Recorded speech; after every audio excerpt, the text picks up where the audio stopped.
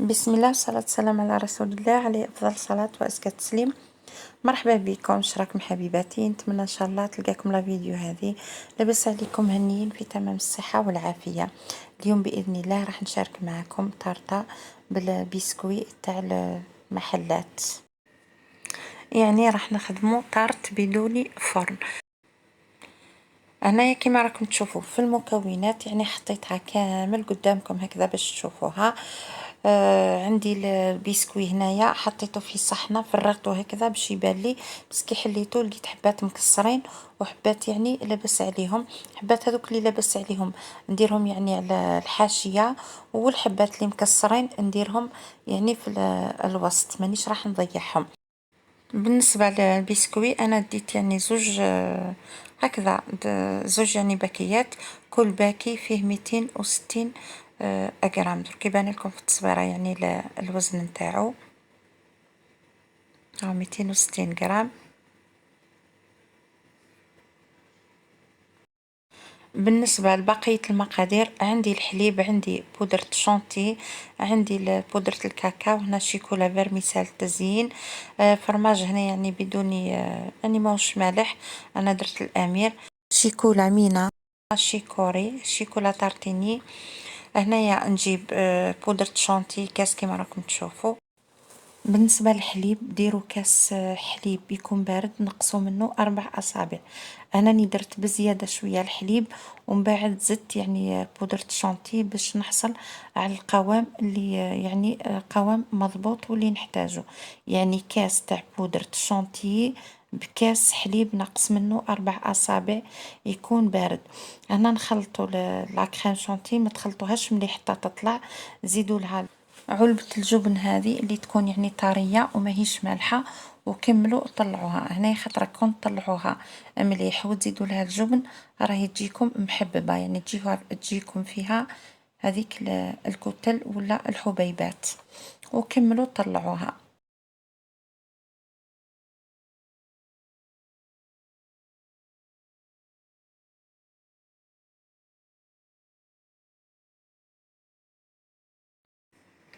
من جهة نجيب هنايا ملعقة تاع شيكوري ولا نسكافيه، ملعقة كبيرة، نزيد لها 2 ملاعق كبار تاع ماء يكون ساخن ونخلطها مليح.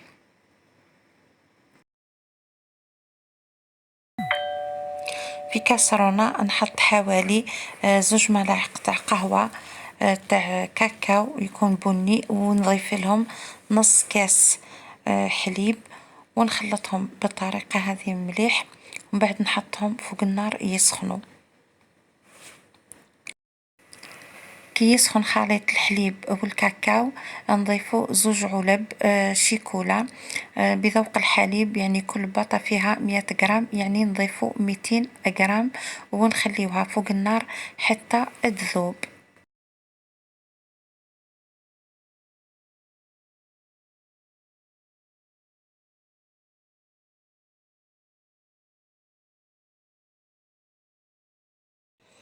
كي تذوب نهبطها من على النار، وندير لها مغرف كبيرة تاع شيكولة طلي، نبقى نحرك فيها بالطريقة هذه حتى تذوب. ومن بعد نجي هنايا لا كريم شونتي اللي طلعتها، ونضيف لها هذاك الخليط نتاع الشيكوري والماء سخون، يعني ندخلو بالعقل، ما نديروش على خطرة، نديروه على دفعات، ونحاول ندخلو في كريمة الشونتي. هذا يعني للنكهة برك، اللي تحب ديرو اللي ما تحبش يعني ذوق النسكافي ولا شيكوري ولا قهوة ما كان له يعني ديرو. حصلت على اللون هذا كما راكم تشوفوا، ومن بعد جبت شيكولا يعني نضيفها للخليط حتى هي ثاني ندخلها على دفعات، يعني حوالي 3 خطرات، كل خطرة نلوح كمية ونخلطها باش تدخل في الكريمة هذه حتى نكمل الكمية تاع الشيكولا كامل اللي عندي. نتحصل على هذه يعني الكريمة اللون هذا، يعني مائلة شوية للبني. هنا نجيب الجيب الحلواني وندير فيه الكريمة. هنا يعني من الأحسن كون تحطوها شوية تبرد باش تحكم روحها، باش كي ديروها يعني بين طبقات تاع الجاتو تجي شويه حاكمه روحها. انا يعني ما حطيتهاش تبرد، خدمت بها مباشره. هنايا نجيب كميه تاع حليب. الحليب هنايا كيما تحبوا، اللي تحب الحلاوه راهي تسكروا، دير فيه يعني السكر وتحرك حتى يذوب، اللي ما تحبش تخدم به مباشره. نجيبوا هنايا حاجه اللي نحطوا فيها صحنه، ولا تحبوا يعني تديروها في لي بابي هذوك اللي يديروا فيهم لي طارت. المهم كيما تحبوا، حاجه اللي ساعدتكم الخدمه خدموا فيها. هنا كيما راكم تشوفوا نجيب البسكوي ونبدا يعني نشبخ فيه في الحليب. هنا تحاولوا ديروه كيما راكم تشوفوا على خطرتين، يعني تغمسوه في الحليب الخطره الاولى، نزيدوا وتزيدوا يعني الخطرة الثانية باش هكا يتبل لكم مليح، من بعد يعني ما يبقى لكمش يابس. كما قلت لكم الحبات يعني اللي يكونوا ملاح راني نحطهم يعني على يعني الطرف تاع الصحن، والحبات اللي يكونوا مكسرين راني نعمر بهم الوسط.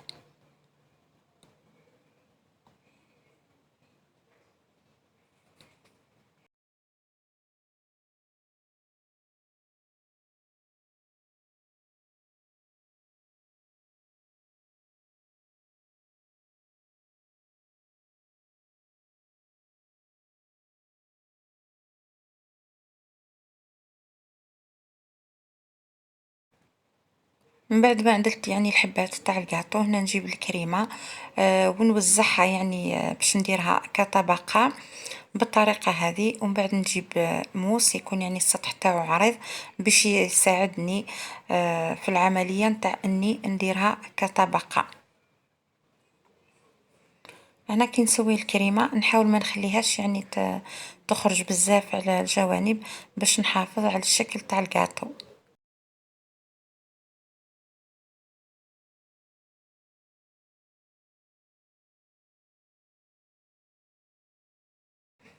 كي نعدل الطبقة تاع الكريمة ونسويها يعني على البسكوي، من بعد نعاود يعني العملية نفسها، نزيد نعاود نجيب حبات الكاطو نغمسهم بالحليب وندير طبقة ثانية، وهكذا حتى نكمل الكمية اللي عندي، ولا حتى يعني نتحصل على العلو اللي نبغيه تاع لاطارت هذه تاع البسكوي.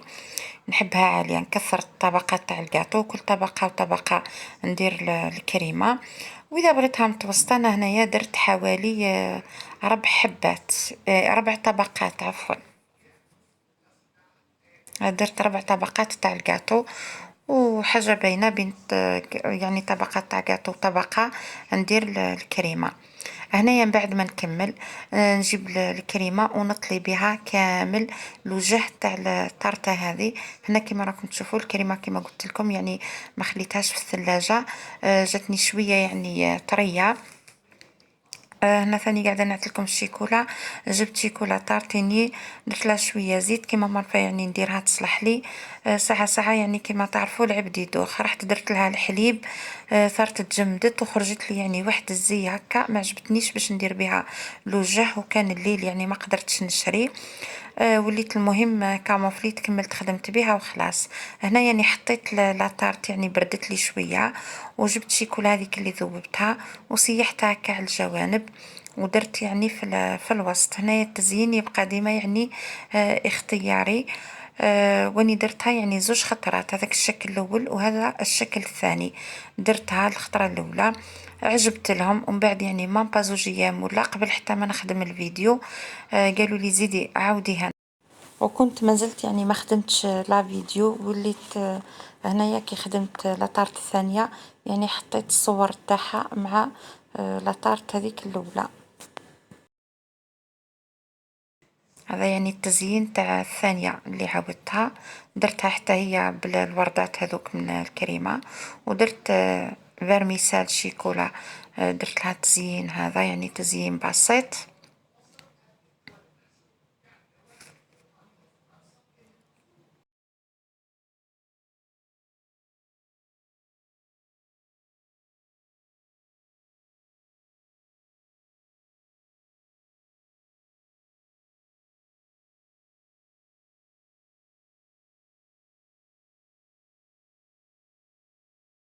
هنايا درك تشوفوا هذه الثانية كي قصيتها الشيكولا كي ما كثرت لهاش الزيت كيما تعرفوا. الزيت هي اللي تخلي الشيكولا يعني تجي شوية طرية ماهيش يابسة. هنا ما كثرت لهاش الزيت. كيما راني نقص فيها الشيكولا كيما راكم تشوفوا قاعدة تتكسر. مي الثانية كي تشوفوها الشيكولا جات يعني طرية ما تكسرت ليش. هذا هو الشكل تاعها من بعد كي تتحط راهي تزيد تطرى يعني بيسكوي هذا كي يطرى تجي اون ديغي يعني مخدومه بالجينواز. هذه الاولى كيما قلت لكم زدت كاموفليتها كي ما عجبتنيش يعني الوجه تاعها تاع الشيكولا. كاموفليتها بالورق الذهبي.